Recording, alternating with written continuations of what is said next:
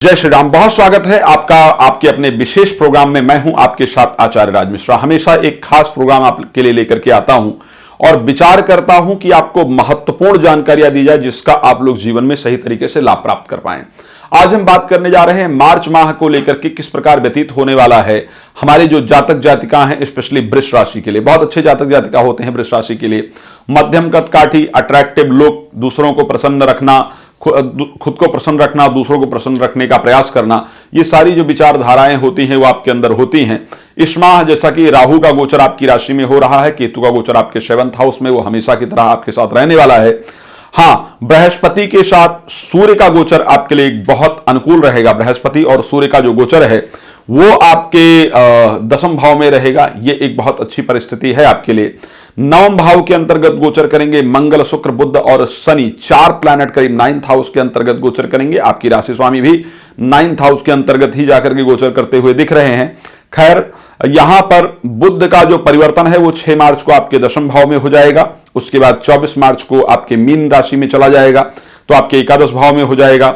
सूर्य 14 मार्च को सूर्य मीन राशि में चले जाएंगे। तो आइए इन सभी जो परिस्थितियां हैं इसका क्या परिणाम आपके लिए होता हुआ दिख रहा है, आइए इस पर चर्चा करते हैं।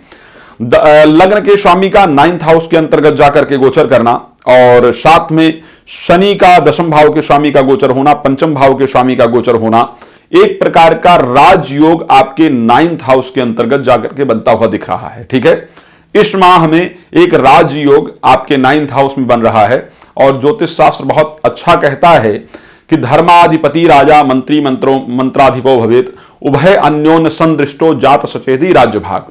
यदि 5वें भाव और 9वें भाव का आपस में संबंध बने तो ये एक प्रकार का राजयोग कारक संबंध होता है। मार्च में बहुत सारे स्टेट्स में जनरली मुझे लगता है शायद कुछ जगह पर इलेक्शन है और रिजल्ट भी मार्च में इलेक्शन का करीब करीब आने वाला है। तो स्पेशली जो लोग राजनीतिक क्षेत्र में हैं, जिन्होंने अपना हाथ आजमाया है, निश्चित रूप से आपके लिए एक बहुत बेहतरीन रिजल्ट आने वाला है। आपको सफलता मिलती हुई दिख रही है। कोई भी महत्वपूर्ण कार्य आपका था, चाहे वो आपकी नौकरी को लेकर के था, चाहे आप किसी इंपॉर्टेंट पद के लिए आपका सिलेक्शन इत्यादि होना था, चाहे आपका प्रमोशन इत्यादि ड्यू था, तो ये सभी चीजें इस माह आपके पक्ष में आती हुई दिख रही हैं। जिनका प्रमोशन ड्यू है उनका प्रमोशन होता हुआ दिख रहा है। जिनको किसी इंपॉर्टेंट चीज के लिए आप प्रयास कर रहे हैं तो वहां पर आपको लाभ प्राप्त होता दिख रहा है। जिनको अपने सैलरी की चिंता है उनकी सैलरी बढ़ती हुई दिख रही है। धार्मिक यात्राओं का सुंदर संयोग होता हुआ दिख रहा है। तो इस माह का राजयोग आपके लिए लाभप्रद परिस्थितियां लेकर के आता हुआ दिख रहा है। अनुकूल व्यतीत होगा आपका ये महीना। अच्छा, दूसरी चीज यहां पर जरूर बताना चाहूंगा आपको, क्योंकि लग्न के जो आपके राशि स्वामी हैं वो आकर के 9th हाउस में गोचर कर रहे हैं। धार्मिक यात्रा का विशेष रूप से जो संयोग है वो बनता हुआ दिख रहा है। बच्चों के द्वारा कुछ ऐसा कार्य किया जाएगा जिस कार्य के कारण आपका मन प्रसन्न रहेगा, उत्साहित रहेगा। जिन लोगों के घर में संतान इत्यादि नहीं है, संतान संबंधी शुभ समाचार भी इस माह आपको निश्चित रूप से प्राप्त होगा। यहां पर 10वें भाव में सूर्य और बृहस्पति का जो गोचर रहने वाला है वो रहेगा 14 तारीख तक, यानी 14 तारीख तक कार्य क्षेत्र को लेकर के जो रिजल्ट है वो अच्छे प्राप्त होते हुए तो दिख ही रहे हैं। कोई सरकारी पुरस्कार या सम्मान भी निश्चित रूप से आपको प्राप्त होता हुआ दिख रहा है। तो जो 14 तारीख तक का समय है वो आपके लिए बहुत बेहतरीन रहेगा। लेकिन धीरे धीरे 6 मार्च को जो बुध की परिस्थिति है वो गोचर करके 10वें भाव में चले जाएंगे। तो 6 मार्च के बाद जो भी आपकी डील वगैरह रुकी हुई है, जैसे आप अगर प्रॉपर्टी से रिलेटेड काम करते हैं या कोई भी किसी चीज से भी रिलेटेड कार्य करते हैं, आपकी डील वगैरह जो रुकी हुई है वो 6 मार्च के बाद निश्चित रूप से होती हुई नजर आ रही है। उसके साथ फिर बुध एकादश भाव के अंतर्गत चले जाएंगे। सूर्य एकादश भाव के अंतर्गत आपके पहुंच जाएंगे 14 तारीख को। तो जब सूर्य एकादश भाव के अंतर्गत पहुंच जाएंगे तो आपका लाभ प्राप्त होगा। प्रॉपर्टी और वाहन इत्यादि से आपको निश्चित रूप से लाभ की प्राप्ति होगी।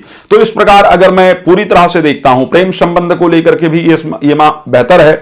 प्रेम संबंध भी होगा और अगर प्रेम संबंध को मैरिज में कन्वर्ट करना चाहते हैं तो उसके भी संयोग इस माह आपके बनते हुए दिख रहे हैं।